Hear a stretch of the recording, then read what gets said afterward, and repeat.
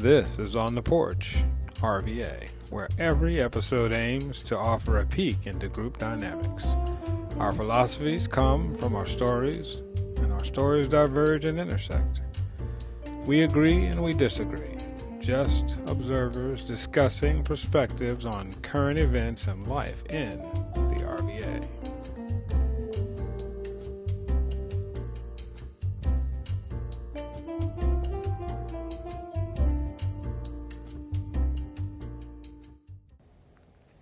I'm Tracy, and this porch has some nerds over in the corner.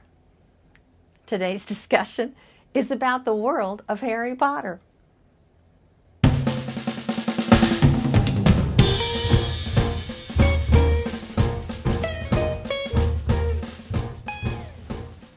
So welcome to On the Porch, RVA. You are welcome to join us as I personally am making entirely new discoveries as this has turned into the Nerds Corner. These Harry Potter people have come out of the corner, and I'm actually getting an education here, and I think that you might find this interesting. I know I have. Real life education. Real life education, yes. So I'm not sure exactly where this is going to go, but thank you for joining us. And time for introductions. Hey. I know you as Evie, but I think you've got something else on your mind today. Another personality's come out of the corner. I'm a descendant of the house elf Dobby. I got my freedom when I was given a sock by Harry Potter himself, and I became free. So I belong to the house of Gryffindor. Not by muggles, I was freed by Harry Potter himself. Not by mixed blood. I am familiar with the fact that I am Muggle. For whatever that entails. But you're good mixed blood. One of the good ones. Yeah. And you, my dear? So, I'm trying to pull the Fleur Delacour. Very well, beautiful, by the way. No, she's one of my favorite. My favorite character is Dobby. But according to the Wizarding World, I am a Slytherin. So make that make sense. But I'm a huge fan, have since I basically grew up with them. We're all the same age. I was the same age they were when the movies came out. Isn't that crazy? I'm going to let you introduce yourself, and then I'm going to spring my first question because I just realized that's Matthew. Oh, yep, still Matthew. I'm a Hufflepuff. They didn't want me in Gryffindor. There may be a story there. I am reminded of my first question, which was between the movies and the books.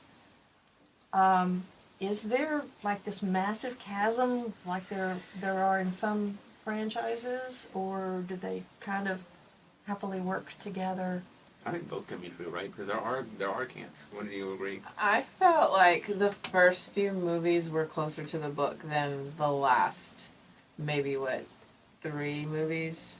I feel like after the Goblet of Fire, that's when they had to kind of cinematize it all. The changes might have been more obvious. Yeah. I mean, right? But they weren't divergent all it's a lot darker in the movies than it is in the book. You got a point. It couldn't be that divergent just because so many people had watched. I mean, you just can't. Well, no, there are certain milestones. So many people read the books, excuse me. There are certain milestones in the story that they had to hit, but the side stories and stuff like that, I think they stick pretty, like I said, pretty close in the first 3 or 4 movies. Yeah, I agree. How they condensed the 4th movie into such a short movie, I will never know. But, because that was probably the biggest book, if I'm not mistaken. I think it was almost 1,000 pages. Yeah, I it's a think lot of so. books. That's a pretty big book. Yeah. Well, we won't talk about And- how And quick so, I read that. But and so, I was told that a good question would be, should Harry and Hermione have been together? Have ended up together? No? I mean, to be honest, when I, until recently, that's definitely what I thought. I was actually confused when it was her and Ron. I'm like, well, wait a minute. I thought, because I saw the rhythms in all of the movies. I saw that the subconscious was, I thought they were telling me that they were going to be together, Harry and Hermione, and apparently not. They were so close, they're best friends, and I'm like, okay, well, they're going to be Ron. I was very confused. well, I feel like Ron needed a break. Like he needed something good happening to him. I never, as you call it, shipped Harry and Hermione. And this is like movies aside. Like through the book, I was like, yeah, I can see Harry and Ginny. Mm-hmm. Like that would be, like, obviously he didn't know what happened until the next book came out, but I mean, for my birthday, that's what I got every year. It's like the new Harry Potter book. I love the suspense. And Finishing I was the like, book, okay, waiting my for the next birthday one. needs to hurry. But it's like I truly felt that Jenny was a better fit for him, even though it was kind of cute of how timid she was at the Right. beginning. Now, as far So as did you? No,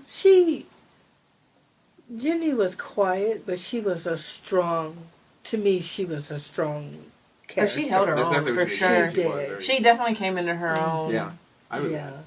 And I think it says a lot about the quiet ones. Mm-hmm. A lot. You know, they're good Because observers. The other Yeah, they know what they're doing. student who held his own at the end. Were you gonna say Neville? Longbottom? Neville? Yeah. Yes. What was his last Long name? bottom. Longbottom. Well, so much that his name became a verb because this guy really Neville Longbottom. Mm-hmm.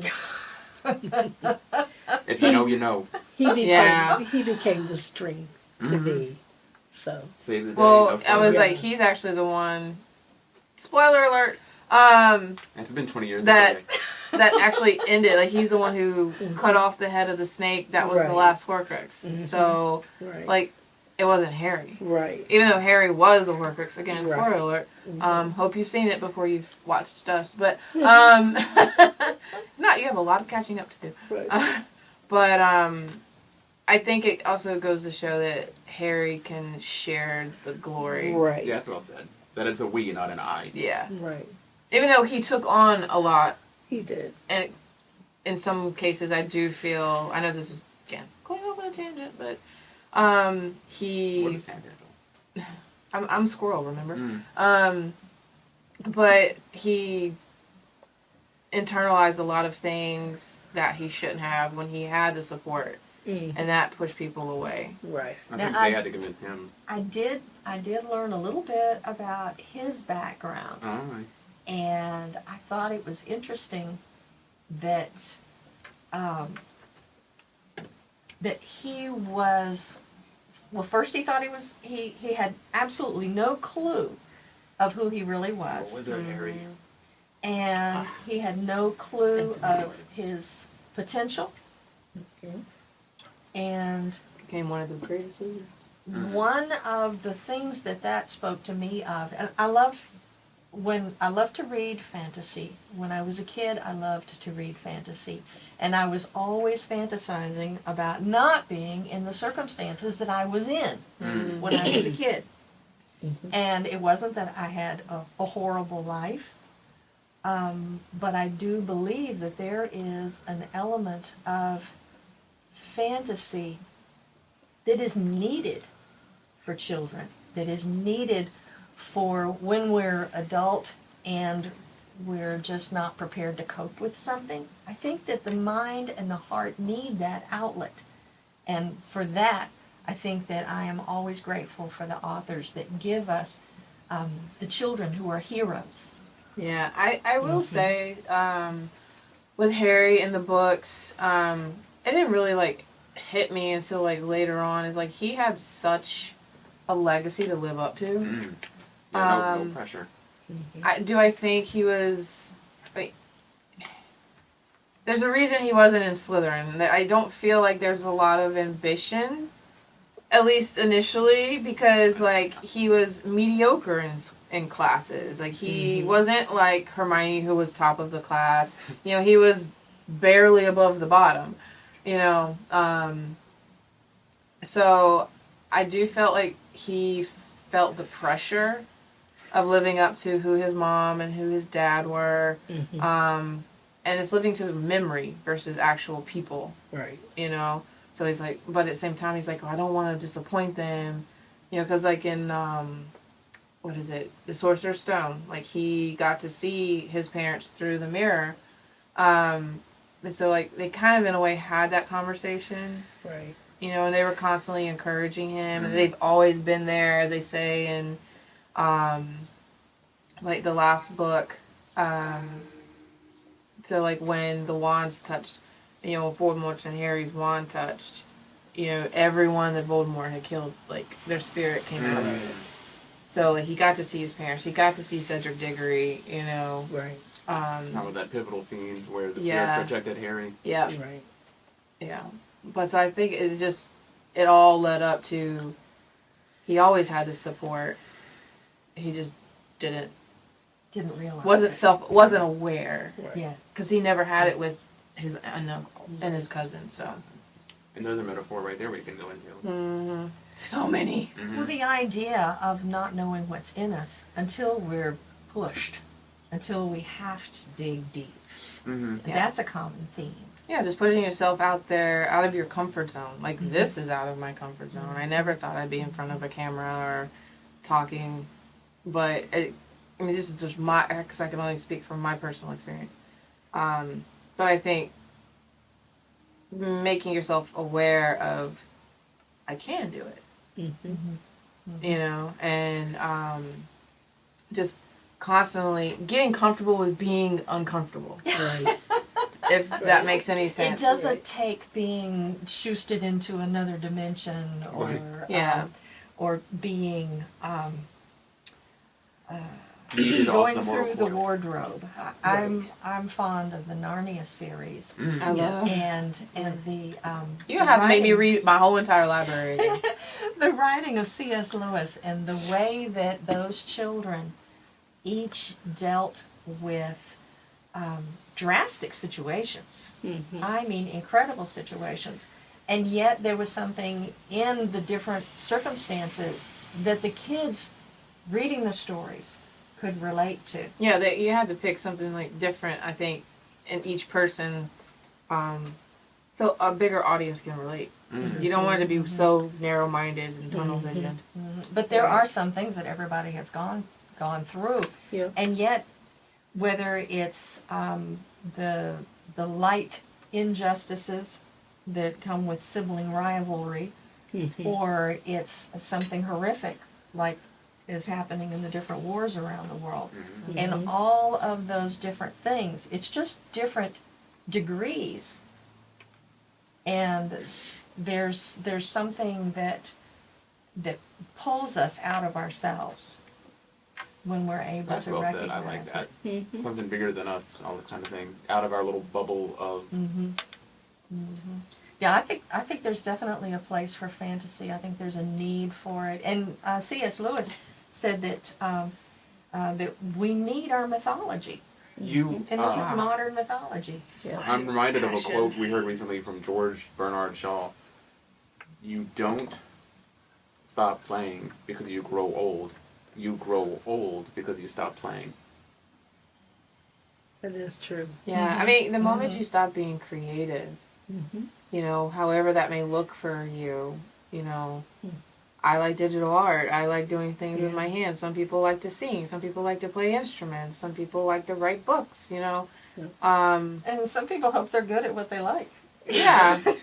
Some people just want to help other people with what they like to do. So, I mean, I feel like the moment you stop that, like, it's just, I don't know, life just isn't as bright. Right. Well, I'm all for bright light, but I recognize that we benefit from going through the dark places just as Oh, yeah. much. Mm-hmm.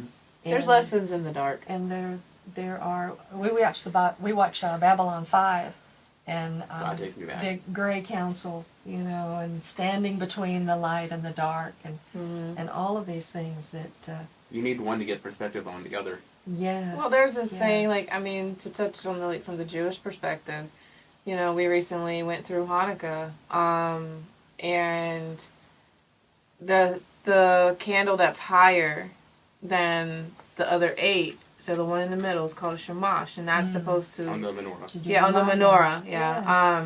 That's the one that you light first, so you light the others. So, like, the idea is that you, as, like, a Jew or, whoever, you don't have to be Jewish to light a menorah, but, We'll teach people how. yeah. But, like, you're basically becoming a light, and you're sharing it. And there's a phrase that I read recently, that darkness is the absence of light, and then light actually defines and destroys Pushes it darkness. back. Well, it defines and Yes. destroys darkness. Yes. So it does all that in one. So that's my takeaway. from Well, I love it. Yeah. going I through love the it. dark times and I still love trying to it. be that light. The metaphor I love strong. it. Producer John, do we have time for one more question? Okay. I was doing a little bit of reading, and your character, I came across a notable quote, and I want to get you. Flirto. Yes, where she was taking some heat for a romantic relationship, and she said, "I'm pretty enough for both of us." Yeah, that was a good one.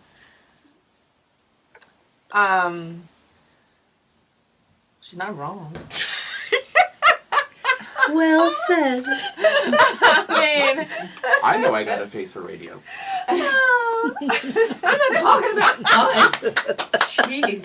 That's why I wanted to see where it would go, because No. another one of the things about fantasy is that it's so flexible. Mm-hmm. It is. And fantasy and real life, it's so fluid when there's joy in it. I mean, it's not a good thing when it's flexible and fluid, when it's unhappy. I mean, y'all hear us banter all the time, We so. wanted to serve a purpose. Well, I mean, for us, like, I don't mind getting personal for our perspective, because we say it all the time. We just have this click and clack. And our conversations are all podcast worthy. With the humor, with the seriousness, though, we don't always agree. Please, I mean, understand, like, we don't always agree. We should totally start a podcast. Oh, hey, wait. He's definitely more the comedian, but I can, like, throw it right back at him. Give as good as you get. No, but, like, I think it transcends, like, physical attraction. It's literally the personalities that, like, that you're looking for. We both have been through some pretty dark relationships, and going back into the Fantasy serves its purpose. yeah, and how flexible it is. It's like he is like complete opposite of what I had before. I'd like to think that I'm the opposite of what he had. But I mean, in the sense of like when her statement, like, I'm pretty enough for the both of us. I think who she was referring to, it wasn't the most physically attractive person. I don't know. She was dating Danny DeVito. Okay, I don't know a whole lot about Harry Potter, but I'm pretty sure Danny DeVito's not in there. It was like No, exactly that he in didn't. the book, I do feel that she wasn't talking physically. Like, she had the personality, and she was independent, and she did have the looks. I mean, from the details you get from the book. But I do think it's like the personalities that make people attractive. Yeah. Well, let me take it to fantasy in general. I think that perhaps it could be prescribed as medicine. And I believe that laughter can be prescribed as medicine. 100%. I think people need to get out of their heads, so fantasy takes them to a whole new world. Yeah, obviously some people are more like analytical and like realistic or logical, and so like that's not their cup of tea.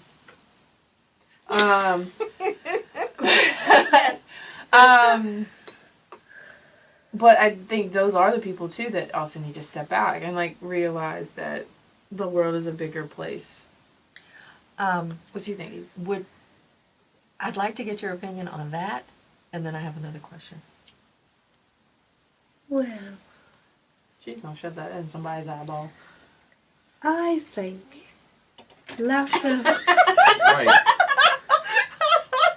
I'm not drawing a spell or anything. It's not an extendo wand, so we're good. But If we start floating, she's done Leviosa. I think laughter should be both medicine and just fill a room full of love, fill the world full of love, no matter where you are. No matter where you are. Oh, even in the RVA. Most definitely in the RVA, Yeah, we need that here. Let's with start all it the darkness and everything that surrounds it. So. I'm going to, on the advice of producer John, I'm going to take this question I'm getting ready to ask you, and I'm going to get your reactions, and then if everybody agrees it's a question worth talking about, then I'll put it in our bag Hey. where we draw stuff from. All right. Is it fair that fantasy movies are being lumped in with horror movies, or is there an assumption that fantasy is horrible? You think that's a question worth discussing on another day? I think so. Oh, yeah. I mean, I we would could put it in with movies because they're Yeah. not. I don't think they can intersect, but I don't think they're Yeah. inherently the same. Yeah. So that's going to go into our topic bag. I'm not saying that that's what we'll talk about next time, But it will come up. but it will come up. Yeah, and so let's go ahead and wrap this up. I don't think we have time for a whole lot of last round, and we haven't done this yet. But can we designate? Would you do an encouragement on behalf of all of us? That'd be lovely. Like all of our last round is lumped into you. Lumped into me, you Yeah, say? yeah. You're the one with the magic. Carry over it, girl. You got it, Dobby. Carry Well, in the great words there. Dobby Jr. of hobbits and all magical people, muggles included, Thank you. Aw. may All the inclusive rest of your Sundays and all your porches be full of love, laughter, and goodwill. You're here. Well, Carry on until the next time we see you. thank you. Toodles Thank you. Yeah. Ta-ta. Toodles. for now. Ta-ta. For now. I feel like we should I'm be. gonna carry my ass back to Krypton. And that's how I know we're not taping anymore. So. I can't help but strike a serious note. In the show notes, you'll find a link to a website where your exploration of the Harry Potter books can begin. You'll also find a link to a website where there's an opportunity to learn about the mental health benefits of play and fantasy. This has been fun. I hope you'll join us the next time we nerd out. I'll be saying, May the 4th be with you, right here on the porch, RVA.